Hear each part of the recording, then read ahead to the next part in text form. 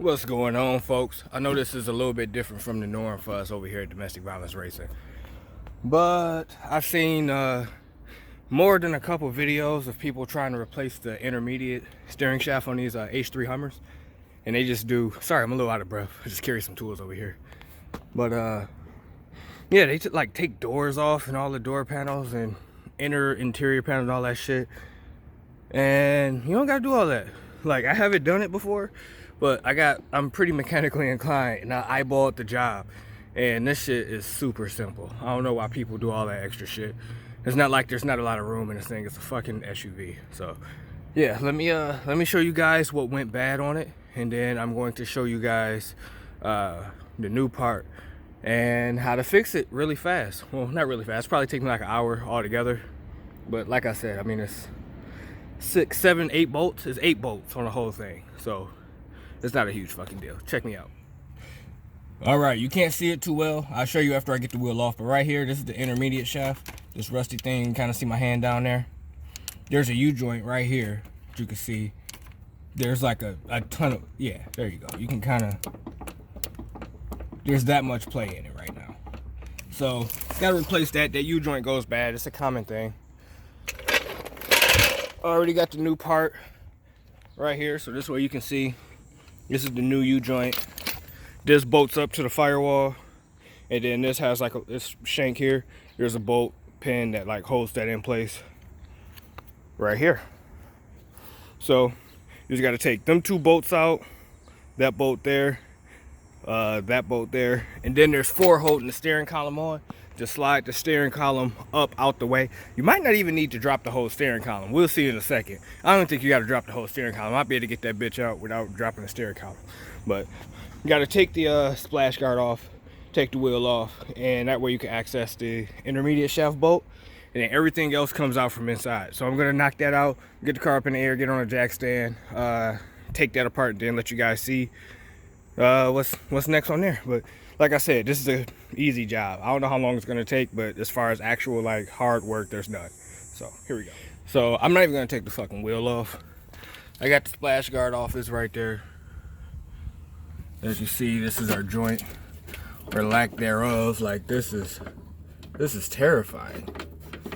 This is a family member's car, and she showed me this, and I was like, yeah, I'm gonna take care of that for you. So this is the bolt we gotta take off. Gotta rotate the steering wheel a bit here, and then I'm gonna hit that with the impact, get it off, and then go inside and start taking all that stuff off. But this is the only bolt that you have to do outside the car. And then all like 1,000 of these fucking Christmas trees to hold that splash guard there. So yeah. All right, so as you see, I got this off. Well, loose. I just wanted to let you guys see where it came from. I'm about to take these 2 nuts off, those studs there, and then if I can't get it out, there are 4 bolts to hold the steering column in. I'm gonna just drop it enough to get it loose, and then I should be able to slide it back and get that out of there. So just want to give you guys some progress, but yes, it's that easy. And as you see, I didn't take off a door or a chair to fucking do it, or any of that. Like, I don't think you got to do any of that shit. So yeah. All right, as you see, got all the bolts for the steering column off. Got those off. Steering column loose as hell. So I'm gonna tap at this with a hammer here, that sleeve, and try and knock that out a little bit. I might be able to pull it out, but I'm gonna just tap with a hammer to make my life easier. And so far, I'm maybe 15, 20 minutes into this job, and I've used 3 different tools. I used a 13, a 15, and then I got like a special little pry bar to get those Christmas tree clips out. And I'm gonna use a hammer, so this is gonna be the 4th tool. Like I said, easy shit. Tapped it with the hammer a few times. Now I got this out. Jeez. That's basically non-existent. That is terrifying. But got the new one here. So yeah. Let's get this one in now. All right, so I had to figure out the best order to put everything back together. What I ended up doing, I put this in here first. I got the bolt in there now, but don't put that bolt in there yet, because you want this to be able to slide up and down. So after you slide the new intermediate shaft in, just line it up with the lower steering shaft. And then make sure you got the 2 holes in the longer side has is what faces down. That's up top, you see that short, longer side goes down. It's only one way it really goes. So as long as that is pointing up, you'll be fine. So I had this sitting on the studs. I had the nuts started, but I didn't tighten them down yet.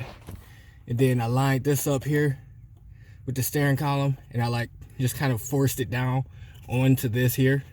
And then once it was started, I tightened this down and I pushed on the upper part of the steering column.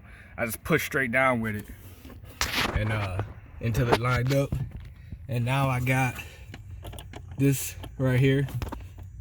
So I'm gonna tighten this down and I'm gonna tighten those 4 bolts back up, and this job will be done. So 30-minute job. You don't gotta take the door and all that and all this shit off. You don't gotta do all that. As long as you don't mind laying on your back and using the wrench to get to the 2 upper bolts on the steering column, it's really no big deal.